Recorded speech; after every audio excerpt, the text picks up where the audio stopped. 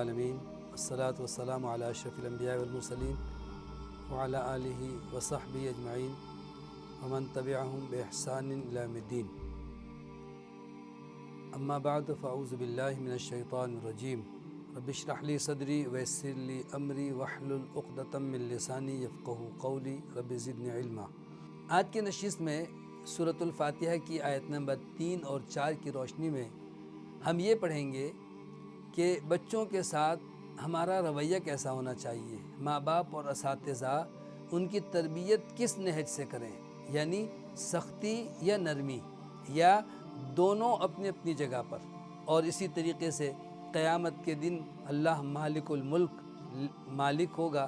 اس آیت کے ضمن میں بھی ہم یہ پڑھیں گے کہ ہر چیز جو ہمارے پاس ہے، اگرچہ ہم اپنے آپ کو اس کا مالک سمجھتے ہیں، اور اگر کوئی ہاتھ لگائے ہماری اجازت کے بغیر تو ہم ناراض ہوتے ہیں کہ میری چیز ہے، میں مالک ہوں۔ حقیقت میں ہم تو اپنے وجود کے بھی مالک نہیں ہیں۔ یہ مضامین انشاءاللہ ان آیات کی روشنی میں ہم پڑھیں گے۔ تو آئیے تفسیر کا آغاز کرتے ہیں۔ اللہ تعالیٰ کے چند صفاتی نام اور اللہ تعالیٰ کی عظمت کا تذکرہ ہے۔ سورۃ الفاتحہ کی ابتدا میں یہ حدیث ہم نے پڑھی، رسول اللہ صلی اللہ علیہ وسلم نے ارشاد فرمایا کہ اللہ تعالیٰ ان الفاظ کو سن کر خوش ہوتا ہے کہ میرے بندے نے میری تعریف کی، میرے بندے نے میری بڑائی کی، میری بزرگی بیان کی، میری عظمت کا اعتراف کیا۔ تو یہ ابتدائی آیتیں ہیں جس میں بندہ اللہ سے دعا کرتے ہوئے، اللہ سے التجا کرتے ہوئے، اللہ سے کچھ طلب کرتے ہوئے پہلے تعریف کرتا ہے اور اللہ رب العالمین کی خوبیاں اور صفات بیان کرتا ہے۔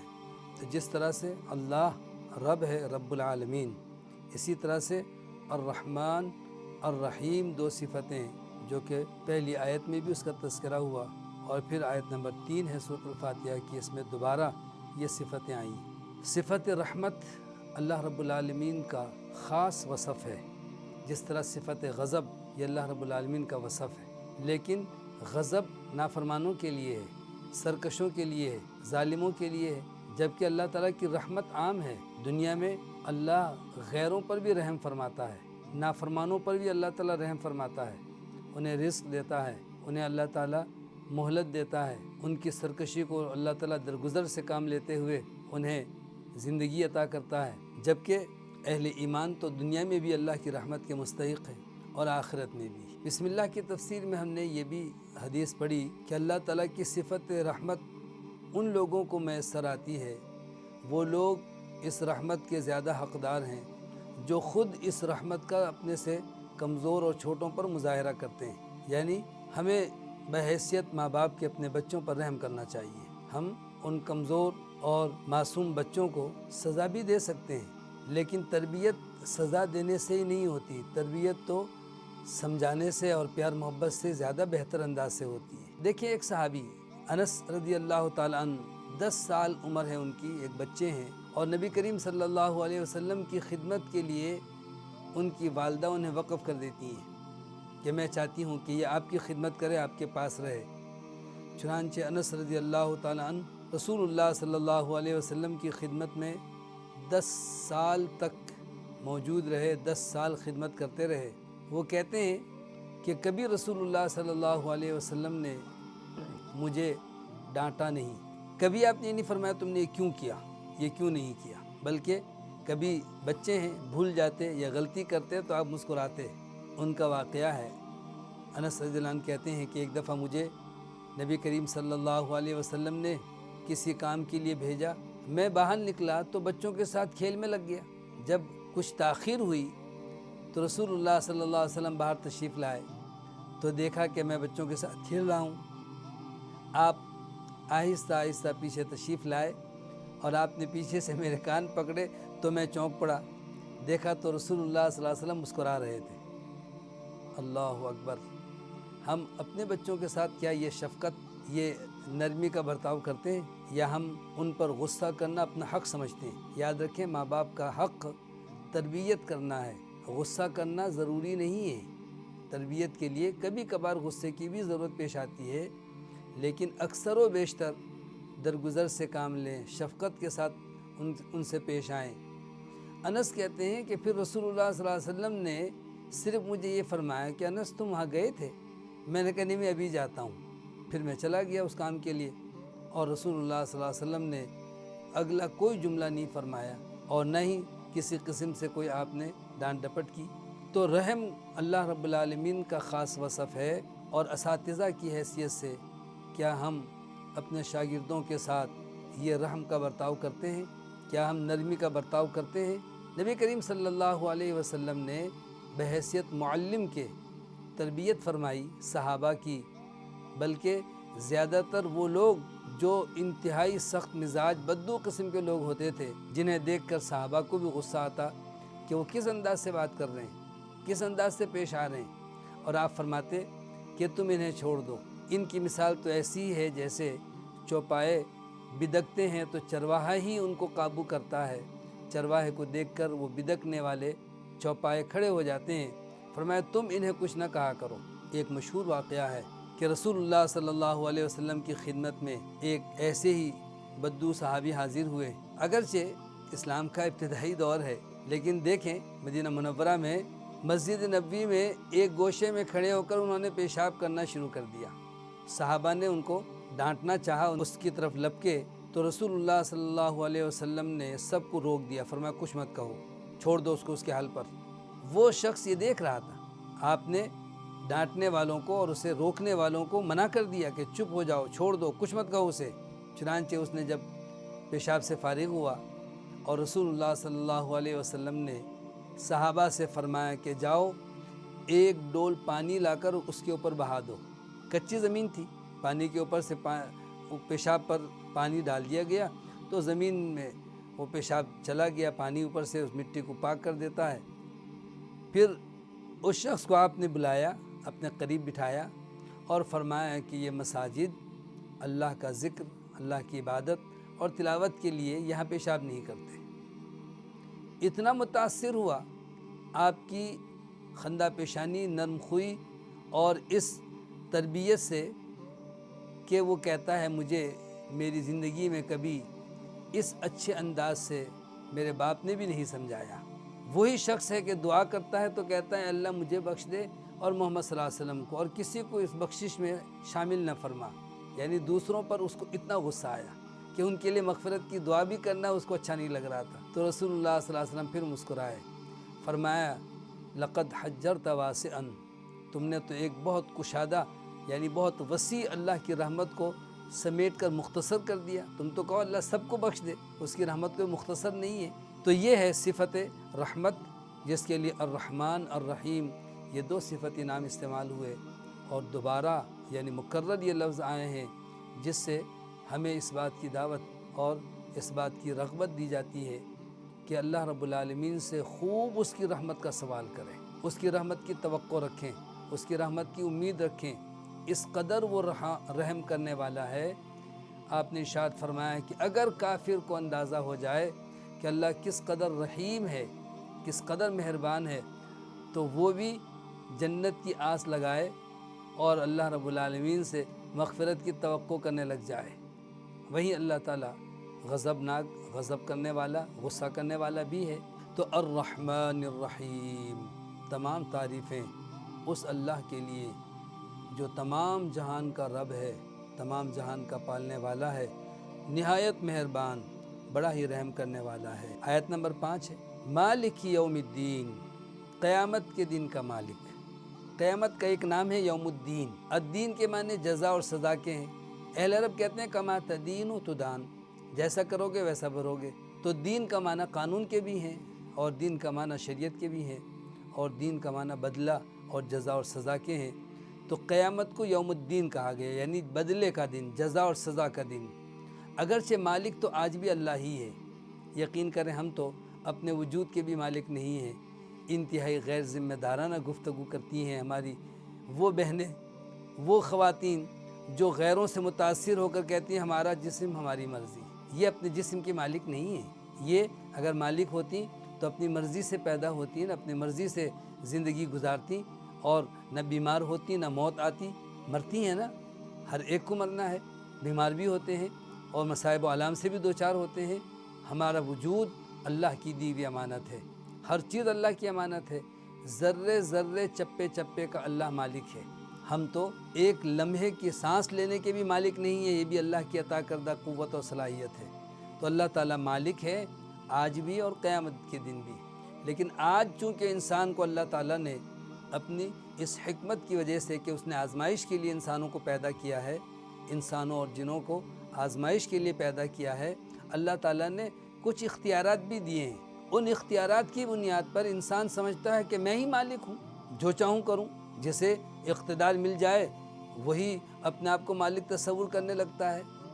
کاش ہم اس حقیقت کو سمجھ لیں کہ ہمارے پاس یہ ساری چیزیں امانت ہے، ہم تو خالی ہاتھ ہی آئے تھے اور خالی ہاتھ ہی دنیا سے جائیں گے۔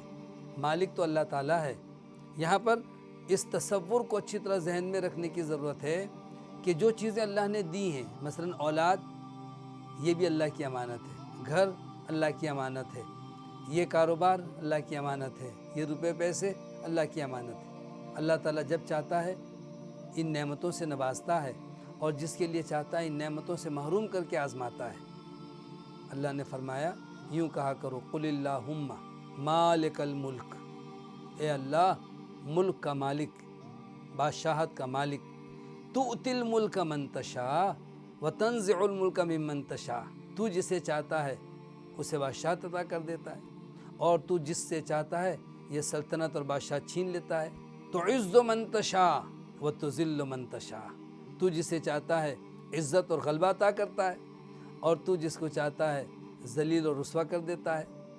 بیدک الخیر، اے اللہ ساری بھلائی اور خوبیاں تیرے ہاتھ میں ہیں۔ تو اللہ مالک ہے، لیکن ایک دن وہ بھی آئے گا کہ جب یہ عارضی اختیارات بھی ہم سے چھن جائیں گے، ہم اپنی مرضی سے پلک جھپکنے کے بھی مجاز نہیں ہوں گے، ہم گردن گھمانے کے بھی اختیار سے محروم ہوں گے۔ اللہ کا حکم ہوگا تو قدم اپنی جگہ سے ہل نہیں سکیں گے جب تک کہا نہ جائے۔ ہر ایک سے پھر سوال بھی ہوگا زندگی کے بارے میں، خاص کر کے جوانی کے بارے میں، پھر مال کے بارے میں، کہاں سے کمایا، پھر مال خرچ کہاں کیا، اور جو کچھ علم تھا اس پر عمل کتنا کیا۔ یہ 5 سوالات بھی ہوں گے ہر ایک سے۔ وہیں ہر ایک نفسا نفسی کے عالم میں ہوگا، اللہ کی طرف سے سوال ہوگا، لمن الملک اليوم، آج کس کی بادشاہت ہے؟ سب خاموش ہوں گے، پھر جواب بھی دیا جائے گا، للہ الواحد القہار، ایک اکیلے اللہ کے لیے جو سب پر حاوی اور غالب ہے۔ تو مشہور قرأت یہاں پر مالک یوم الدین ہی ہے۔ ایک اور قرأت بھی ہے جو مشہور بھی ہے، متواتر ہے، اور وہ ہے ملک یوم الدین، قیامت کے دن کا بادشاہ۔ قیامت کے دن کا وہ بادشاہ ہے۔ بادشاہت میں ایک شان ہے، ایک رعب ہے، ایک دبدبہ ہے۔ مالک کا اطلاق تو چھوٹی چھوٹی چیزوں پر بھی ہوتا ہے، لیکن بادشاہ لوگوں پر حکمرانی کرنے والا ہوتا ہے۔ پھر اللہ تعالیٰ پوچھے گا بھی، این ملوک الارض، زمین کے بادشاہ کہاں چلے گئے؟ کہاں ہیں وہ بادشاہ دنیا میں جو بادشاہت کے دعوے دار تھے؟ تو اللہ رب العالمین قیامت کے دن کا مالک یا قیامت کے دن کا بادشاہ ہے۔ یہاں پر ہمیں اپنے لیے اور اپنے بچوں کی تربیت کے لیے ایک اہم بات ذہن میں رکھنی چاہیے کہ ہم جو بھی اللہ نے ہمیں نعمتیں عطا کی ہیں، مالک سمجھ کر اپنی مرضی سے تصرف نہ کریں، بلکہ اللہ کو مالک تسلیم کر کے اللہ کی مرضی کے مطابق تصرف کریں۔ یعنی رزق کے حصول میں بھی اللہ کی مرضی، اور اس کے خرچ کرنے میں بھی اللہ کی مرضی۔ تمام کے تمام جو نعمتیں ہمارے پاس اللہ کی عطا کردہ ہیں، بالخصوص بچوں کی تربیت، یہ اللہ کی امانت ہے۔ ان کے بارے میں دونوں آیتوں کو دیکھیں، آیت نمبر 3 اور آیت نمبر 4، کہ اساتذہ اپنے طالب علم اور اپنے شاگردوں کے لیے کیا ان صفات کا اطلاق کرتے ہیں کہ وہ انتہائی رحم دل ہوں، مہربان ہوں، اور واقعی شفقت کے ساتھ ان کو علم سکھائیں، اور اسی طریقے سے یہ تصور کر لیں کہ میں اگرچہ اس وقت استاد کی حیثیت سے ان کو سزا دے سکتا ہوں، ڈانٹ سکتا ہوں، سخت الفاظ کہنے میں مجھے بچے کچھ نہیں کہیں گے، لیکن اللہ تو دیکھ رہا ہے نا، مالک تو اللہ تعالیٰ ہے۔ یہی تصور انسان کے لیے ہمہ وقت ہونا چاہیے کہ قیامت کے دن جب اللہ تعالیٰ مالک الملک ہم سے پوچھے گا ہماری زندگی کے ان اعمال کے بارے میں، تو کیا جواب دیں گے؟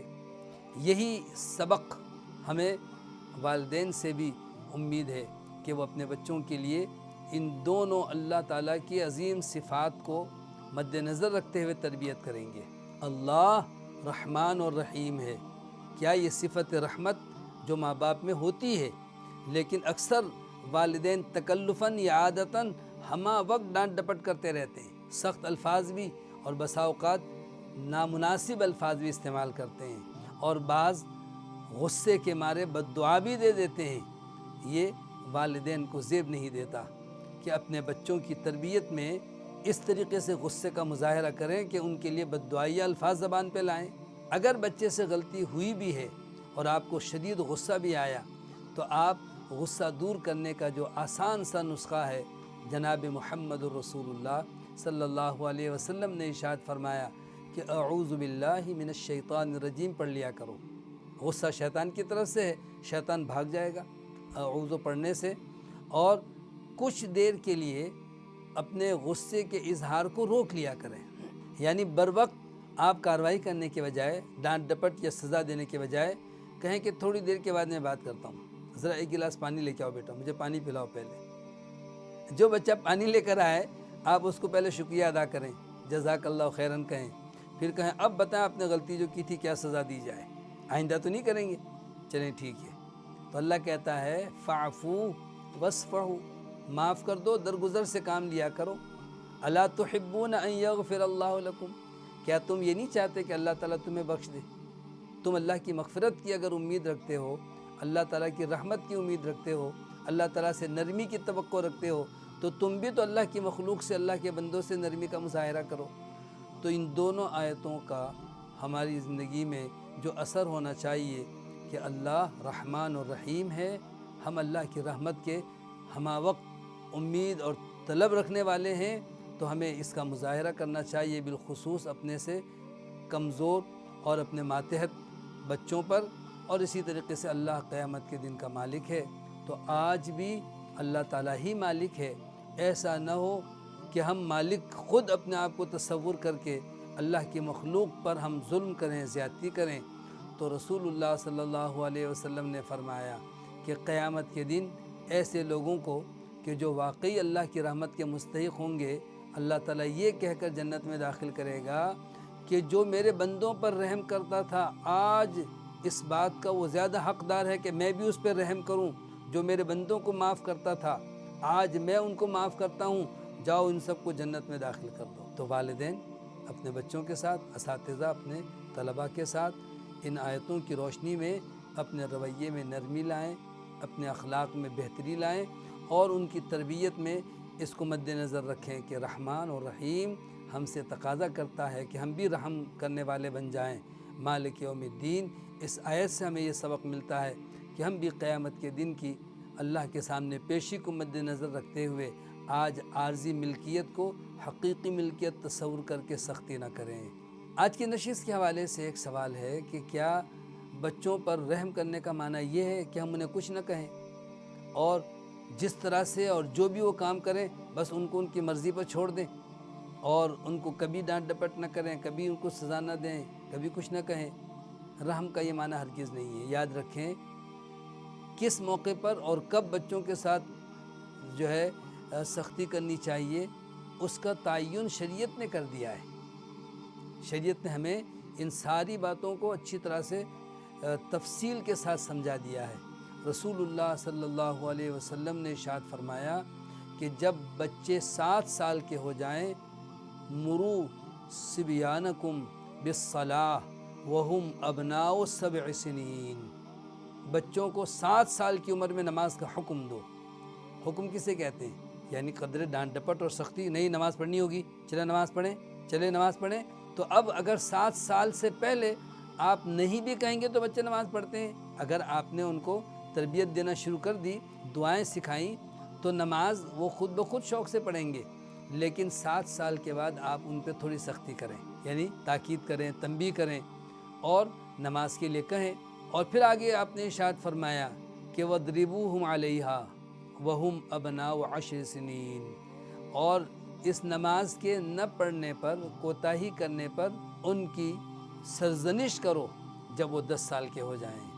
تو معلوم یہ ہوا کہ اللہ کے قوانین کے اعتبار سے جب بچے خلاف ورزی کر رہے ہوں تو ان کو تنبیہ کی اجازت ہے، لیکن اس سے قبل یعنی اس مرحلے سے قبل 7 سال کی عمر میں نماز کا حکم کب دیں گے؟ جب 7 سال کی عمر کو پہنچنے سے پہلے بچے کو ہم نے نماز پڑھائی اور سکھائی ہوگی۔ 2 سال کے بچے بھی ماں کو باپ کو گھر میں نماز پڑھتے ہوئے دیکھیں تو کھڑے ہو جاتے ہیں وہ، اور رکوع یا سجدہ جتنا آتا ہے اسی طرح سے جھکنا شروع کر دیتے ہیں، اسی طرح سے ہاتھ اٹھاتے ہیں، دعائیں کر رہے ہوتے ہیں۔ بچے تو چاہتے ہیں کہ جو ماں باپ کر رہے ہیں، اگر ماں اور باپ نے بچوں کے سامنے کبھی نماز پڑھی نہیں یا ویسے بھی نماز ہی نہیں پڑھتے، پھر چاہتے یہ ہیں کہ بچے ماں باپ کی آنکھوں کی ٹھنڈک بنے، اللہ کے مطیع فرما بردار بنے، نیک صالح بنے، تو تربیت تو آپ نے نافرمانوں والی کی ہے، فرما برداری کی توقع کیسے کی جا سکتی ہے؟ دیکھیں زمین میں آپ جس چیز کا بیج ڈالیں گے درخت پہ وہی پھل آئے گا نا۔ یہ توقع رکھنے کے لیے آپ کو بیج بھی وہی استعمال کرنا چاہیے، تاکہ اس درخت کا جو پھل ہے، آپ کو سیب چاہیے تو سیب کا درخت لگائیں۔ آپ لگا رہے ہیں جو ہے وہ کانٹے دار درخت، اور پھر کہتے ہیں اس پہ سیب کیوں نہیں آیا؟ تو کانٹے دار درخت پہ تو خاردار جھاڑیوں میں کانٹے ہی نکلیں گے، پھلدار درخت ہوگا تو پھل، جس پھل کے لیے آپ نے بیج ڈالا ہے اور اس کی پرورش کی ہے وہی پھل اس کے اوپر آئے گا۔ علماء کہتے ہیں کہ بچپن میں اپنے بچے کو تعلیم دو کہ وہ ہری ٹہنی کے مانند ہوتے ہیں، یعنی جدھر چاہیں ان کو موڑ دیں، لیکن جب وہ تھوڑا سا عمر بڑے ہو جاتے ہیں تو پھر وہ ٹہنیاں سخت ہو جاتی ہیں، اکڑ جاتی ہیں، ٹوٹ تو سکتی ہیں، مڑ نہیں سکتی، ان کو آپ کیسے سیدھا کریں گے؟ تو رسول اللہ صلی اللہ علیہ وسلم کی خدمت میں ایک دفعہ ایک خاتون ایک بچے کو لے کر حاضر ہوئی اور رسول اللہ صلی اللہ علیہ وسلم سے برکت کی دعا کی درخواست کی، تو رسول اللہ صلی اللہ علیہ وسلم نے اس بچے کے سر پہ ہاتھ پھیرا، برکت کی دعا کی۔ اسی طرح انس رضی اللہ تعالیٰ عنہ کا تذکرہ بھی ہم نے پچھلی نشست میں جو پڑھا کہ وہ ان کی والدہ نبی صلی اللہ علیہ وسلم کے پاس حاضر ہوتی ہیں اور کہتی ہیں اے اللہ کے رسول صلی اللہ علیہ وسلم، آپ کا یہ چھوٹا سا خادم ہے، اس کے لیے کوئی دعا کر دیجیے۔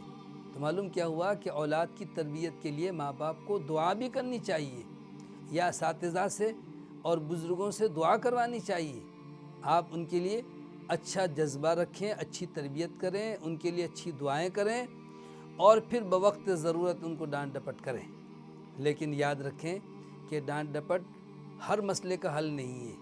کہیں کہیں جیسا کہ اللہ کے احکامات کی خلاف ورزی پر آپ نے ان کو سمجھایا، پھر سمجھایا، نہیں مانتے تو 7 سے لے کر 8 اور 9 10 3 سال تک آپ نماز کے لیے سمجھاتے رہے، لیکن ابھی تک آپ نے مارا نہیں ہے۔ کیوں؟ کہ اللہ کے رسول صلی اللہ علیہ وسلم نے 10 سال سے پہلے مارنے کا حکم نہیں دیا۔ 10 سال کے ہو جائیں گے اب فرمایا کہ اگر نماز نہ پڑھیں، تمہاری بات نہیں مانتے، اللہ کے حکم کی خلاف ورزی کرتے ہیں، تو ان کی سرزنش کرو، ان کو مار سکتے ہو۔ تو یہ ہلکی پھلکی ضرب بھی 10 سال کی عمر میں۔ تو معلوم یہ ہوا کہ بچوں کے ساتھ اعتدال کا معاملہ ہو، نرمی غالب ہو، لیکن کبھی کبھار سختی یا سنجیدگی کا مظاہرہ کرتے ہوئے آپ ناراض ہو جائیں کہ آپ نے یہ کام نہیں کیا، اب میں آپ سے ناراض ہوں، تاکہ بچوں کی تربیت ہو سکے۔ وآخر دعوانا الحمدللہ۔